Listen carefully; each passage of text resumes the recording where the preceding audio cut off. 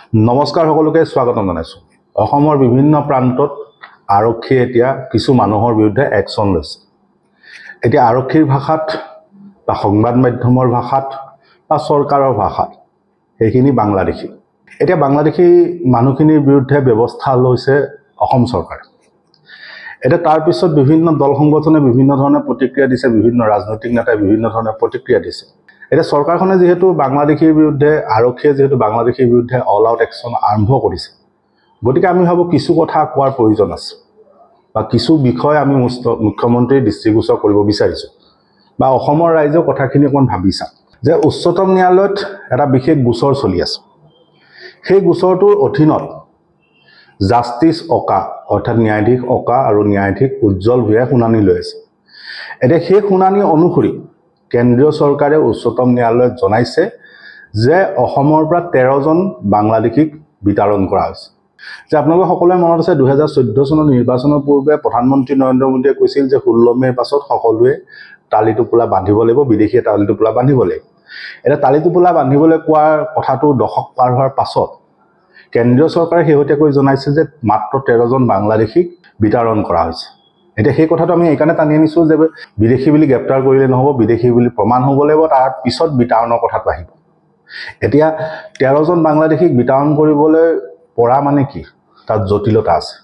আইনী দিশটো সম্পূৰ্ণ শুদ্ধ নোহোৱাকৈ বা আইনী দিশটো সম্পূৰ্ণ নকৰাকৈ এই ধৰণৰ কাম কাজ চলি থাকিব, কিন্তু ফলাফল একো নোলায়। যে আমি আগতে এবাৰ কিছু বাতৰি পৰিৱেশন কৰিছোঁ আজিৰ পৰা কিছু বছৰ পূৰ্বে। তাত আমি কৈছিলোঁ যে যিখিনি মানুহক বাল্য বিবাহৰ বাবে অবৈধ স্বামী বুলি গ্ৰেপ্তাৰ কৰা হৈছে, সেইখিনি মানুহে ন্যায়ালয়ত আৰামছে জামিন পাব। সেইবোৰ গোচৰ ন্যায়ালয়ত বেছি দিন নচলে। আৰক্ষীয়ে মুখ ঠেকেচা খাব, চৰকাৰে মুখ ঠেকেচা খাব বুলি স্পষ্টকৈ কৈছিল। আৰু বাস্তৱতো সেইটোৱে হৈছিল যে ন্যায়ালয়ৰ মজিয়াত চৰকাৰে ককৰ্থনাৰ সন্মুখীন হৈছিল। গতিকে মুখ্যমন্ত্ৰীয়ে যাতে পুনৰ লাজটো নাপায়, সেইকাৰণে আমি কৈছোঁ যে আইনী দিশখিনি ঠিক হওক। বিদেশী বুলি চিনাক্ত কৰিলে তেতিয়া তেওঁলোকক বিতৰণ কৰিব লাগিব, নহ'লে তেওঁলোক অসমতেই থাকিব, অসুবিধা একো নাই। মাত্ৰ তেওঁলোকৰ নামটোত কিবা এটা দাগ থাকি যাব, ডি ভোটাৰ বুলি যাক কোৱা হয়। গতিকে সেই কথাটোত বাস্তৱ সত্যটো এইটো যে 13জন বাংলাদেশীকে চিনাক্ত কৰি বিতৰণ কৰা হৈছে।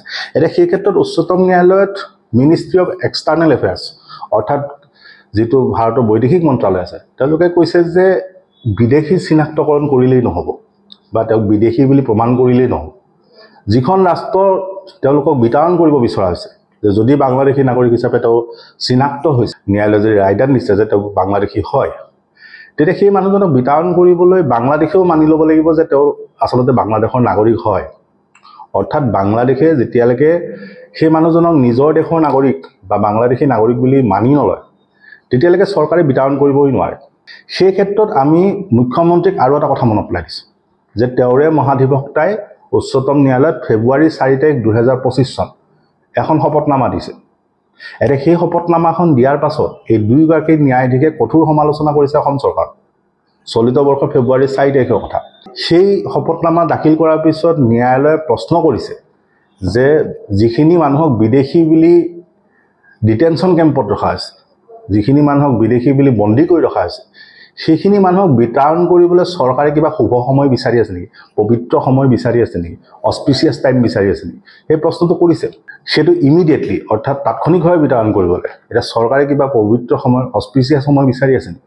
অৰ্থাৎ ন্যায়ালয়েও এইটো স্পষ্টকৈ কৈছে যে এজন মানুহক বহুদিন ধৰি তেনেকৈ বন্দী কৰি ৰাখিব নোৱাৰে, তেওঁ যদি বিদেশী হয় তেওঁক বিতৰণ কৰক। গতিকে চৰকাৰক ইতিমধ্যেই সমালোচনা কৰিছে। গতিকে যিহেতু মুখ্যমন্ত্ৰীয়ে কথাটো পাহৰি গ'ল, আমি মনত পেলাই দিছোঁ। এতিয়া কথাটো হ'ল ফেব্ৰুৱাৰী 4 তাৰিখে অসম চৰকাৰে যিখন শপতনামা দিছিল সেইখনত কি আছিল, কি কথা লিখা আছিল, যিটোৰ কাৰণে সমালোচনাৰ সন্মুখীন হ'ল।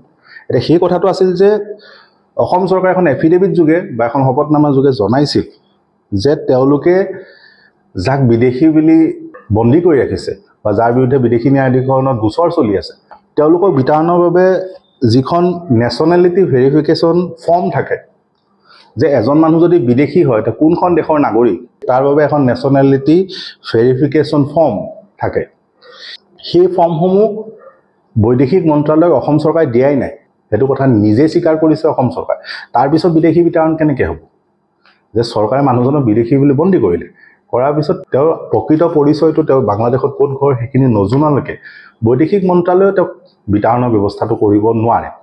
এতিয়া অসম চৰকাৰে সেইখনো দিয়া নাই, গতিকে মুখ্যমন্ত্ৰীয়ে কাগজখিনি অকণমান ভাল শুদ্ধ কৰি পেলালে ভাল হয়।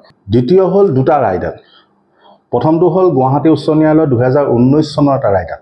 গুৱাহাটী উচ্চ ন্যায়ালয়ে 2019 চনত কৈছে যে এজন মানুহক যদি বিদেশী হিচাপে গ্ৰেপ্তাৰ কৰা হয় তেতিয়া তেওঁ সেইটো এজন নাগৰিক হিচাপে বা এজন মানুহ হিচাপে যোগ্য। কিহৰ বাবে যোগ্য? ফেয়াৰ ইনভেষ্টিগেশ্যন, এটা ফেয়াৰ ট্ৰায়েল। ফেয়াৰ ইনভেষ্টিগেশ্যন মানে হ'ল এটা নিৰপেক্ষ তদন্ত, আৰু ফেয়াৰ ট্ৰায়েল মানে হ'ল এটা নিৰপেক্ষ বিচাৰ। যে তেওঁ যিহেতু মানুহ, বিদেশী হ'লেও তেওঁ মানুহ, গতিকে ন্যায়ালয়ে কৈছে যে তেওঁৰ এটা অধিকাৰ আছে। সেই অধিকাৰটো কি অধিকাৰ আছে? তেওঁৰ যিটো গোচৰ, সেই গোচৰটোৰ নিৰপেক্ষ তদন্ত হ'ব লাগিব, নিৰপেক্ষ বিচাৰ হ'ব লাগিব। তাৰপিছত আমি আহোঁ ভাৰতৰ উচ্চতম ন্যায়ালয়, মহামান্য উচ্চতম ন্যায়ালয়ে 2024 চনত আৰু এটা ৰায়দান দিছে। উচ্চতম ন্যায়ালয়ে 2024 চনৰ ৰায়দানটোত কৈছে যে এজন মানুহক এনেই সন্দেহৰ ভিত্তিত গ্ৰেপ্তাৰ কৰি আনিব নোৱাৰিব, বিদেশী বুলি গ্ৰেপ্তাৰ কৰি আনিব নোৱাৰিব, বা তেওঁক এইটো প্ৰশ্ন কৰিব নোৱাৰিব যে তেওঁ বিদেশী যে নহয় সেইটো প্ৰমাণ কৰক। অৰ্থাৎ গোটেই কথাখিনি সহজ ভাষাত ক'লে উচ্চতম ন্যায়ালয়ে সেইটো কঠোৰভাৱে কৈ থৈছে যে এজন মানুহক এনেই সন্দেহৰ ভিত্তিত বিদেশী বুলি ক'ব নোৱাৰিব, তেওঁৰ বিৰুদ্ধে তথ্য প্ৰমাণ থাকিব লাগিব, আৰু তেতিয়াহে সেই মানুহজনৰ বিৰুদ্ধে ব্যৱস্থা ল'ব পাৰিব, তেতিয়াহে সেই মানুহজনক নাগৰিকত্ব প্ৰমাণ কৰিবলৈ আৰক্ষী বা প্ৰশাসনে ক'ব পাৰিব। এতিয়া তাৰ বিপৰীতে কি হৈছে? তেওঁলোকক গ্ৰেপ্তাৰ কৰা হৈছে। সেইটো হ'ল এই দুইখন আদালতৰ দুটা ৰায়দান। এতিয়া আহোঁ মুখ্যমন্ত্ৰীয়ে যিটো বিধানসভাত তথ্য দিছিল। বিধায়ক পুনাকন বৰুৱাৰ প্ৰশ্নৰ ভিত্তিত মুখ্যমন্ত্ৰীয়ে কিছু প্ৰশ্নৰ উত্তৰ দিছিল। এতিয়া সেই উত্তৰত তেওঁ কৈছিল যে 1971 চনৰ পৰা 2014 চন, অৰ্থাৎ 43টা বছৰত অসমত 47,928 জন লোকক বিদেশী বুলি ঘোষণা কৰা হৈছে। বিদেশী ন্যায়াধীকৰণে বিদেশী বুলি 47,928 জন লোকক ঘোষণা কৰিছে। এতিয়া সেই 47,928 জন লোকৰ ভিতৰত লক্ষণীয়ভাৱে, মুখ্যমন্ত্ৰীয়ে কোৱা কথা এইটো, লক্ষণীয়ভাৱে 27,300 মানুহ মুছলমান আৰু 20,613 জন হিন্দু। অৰ্থাৎ 43% লোকে কিন্তু বিদেশী বুলি চিনাক্ত হোৱা 43% লোক কিন্তু হিন্দু মানুহ। এতিয়া কথাটো হ'ল তাৰপিছত আহিব যিখন ন্যায়াধীকৰণে এই গোচৰসমূহ লয়, যে আৰক্ষীয়ে গ্ৰেপ্তাৰহে কৰিব। আৰক্ষীয়ে গ্ৰেপ্তাৰ কৰাৰ পিছত সেইটো এটা গোচৰ শুনানি হ'ব। এতিয়া শুনানি ক'ত হ'ব? শুনানি আইনমতে হয় ফৰেনাৰ্ছ ট্ৰিবিউনেল, সেইটো আপোনালোকে জানে। বিদেশী ন্যায়াধীকৰণত গোচৰ ৰুজু হয়, শুনানি হয়। এতিয়া সেই বিদেশী ন্যায়াধীকৰণৰ গোটেই কথাটোত অসমত কিছু বিচিত্ৰ কথা আছে। অসমত প্ৰায় 100খন বিদেশী ন্যায়াধীকৰণ আছে।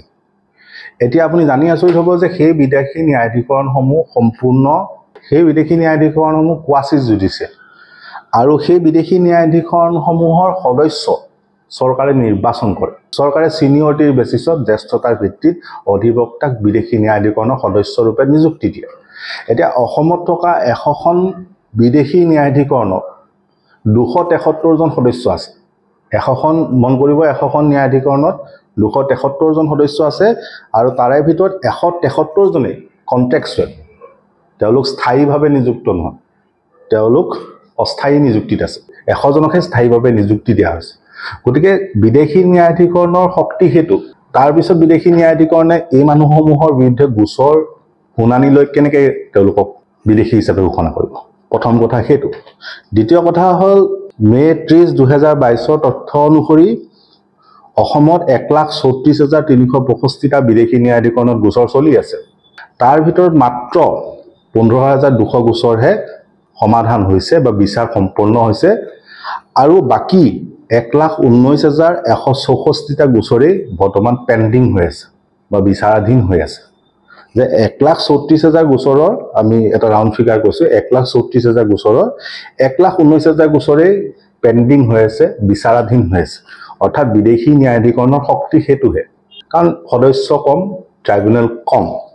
তাত আকৌ এইটোও হৈছে যে বহু আয়ুক্তই যেতিয়া প্ৰতিবেদন তেওঁলোকে দিছে, ন্যায়ালয়ে প্ৰতিবেদন বিচাৰিছিলে গুৱাহাটী উচ্চ ন্যায়ালয়ে, সেই প্ৰতিবেদন স্পষ্টভাৱে কৈছে যে বহু বিদেশী ন্যায়াধীকৰণত এনেকুৱা অৱস্থা যে সেই যিগৰাকী বিদেশী ন্যায়াধীকৰণৰ সদস্য, তেওঁ বহিবলৈ চকীও নাই, টেবুল নাই, ফেনখনো নাই।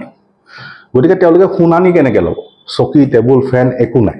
এতিয়া কথাটো হ'ল সেইখিনিৰ পাছত এতিয়া আপুনি ভাবি চাওক যে বিদেশী ন্যায়াধীকৰণত গোচৰ ৰুজু হ'লেই বা এজন লোকক বিদেশী বুলি গ্ৰেপ্তাৰ কৰিলে তেওঁ বাস্তৱত বিতাড়ন কৰা সম্ভৱ হ'বনে?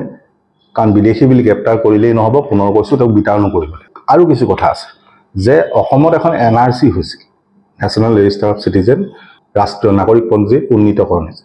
এতিয়া ৰাষ্ট্ৰীয় নাগৰিক পঞ্জীখন কিয় শুদ্ধভাৱে উন্নীত নহ'ল সেই প্ৰশ্নটোৰ উত্তৰ মুখ্যমন্ত্ৰীয়ে দিয়ক। মুখ্যমন্ত্ৰীয়ে শেহতীয়াকৈ দুখটো প্ৰতীক হাজেলাক ঠেলিছে, কিন্তু কথাটো হয় ৰাষ্ট্ৰীয় নাগৰিক পঞ্জীখন যদি উন্নীত শুদ্ধভাৱে নহ'ল তেতিয়াহ'লে তাৰ বিৰুদ্ধে ব্যৱস্থা লওক বা চৰকাৰে সেইটোৰ ক্ষেত্ৰত ব্যৱস্থা লওক। কাৰণ NRCখন শুদ্ধ হ'লে কোন বিদেশী, কোন স্বদেশী, কোন নাগৰিক নহয় সেইটো স্পষ্ট হ'ব। কিন্তু সেইখন উন্নীত নকৰাকৈ, সেইখন শুদ্ধ নকৰাকৈ কেনেকৈ বিদেশী চিনাক্তকৰণ হৈ আছে বা কেনেকৈ বিদেশী বুলি গ্ৰেপ্তাৰ হৈ আছে। আৰু কথাটো হ'ল যদি বিদেশী বুলি কাৰোবাক গ্ৰেপ্তাৰ কৰা হৈছে, শেহতীয়াকৈ অসমত হোৱা লোকসভা নিৰ্বাচন, পঞ্চায়ত নিৰ্বাচন, উপ নিৰ্বাচন সকলোবোৰ অবৈধ। কাৰণ ভোটাৰ তালিকাত যদি তেনেকুৱা ধৰণৰ বিদেশী নাম আছে তেতিয়াহ'লে নিৰ্বাচনসমূহ অবৈধ বুলি ঘোষণা কৰিব লাগিব। কাৰণ সেইখিনি মানুহ যিহেতু গ্ৰেপ্তাৰ হৈছে, তাৰমানে তেওঁলোকৰ বিৰুদ্ধে অভিযোগ আছে বা চৰকাৰে সন্দেহ কৰিছে। যদি সন্দেহ কৰিছে সেই মানুহখিনি নিশ্চয় ভোটাৰ তালিকাত নাম আছে। এতিয়া যদি ভোটাৰ তালিকাত নাম আছে তেতিয়াহ'লে নিৰ্বাচনসমূহ কেঞ্চেল হ'ব লাগিব, নিৰ্বাচনসমূহ বাতিল হ'ব লাগিব।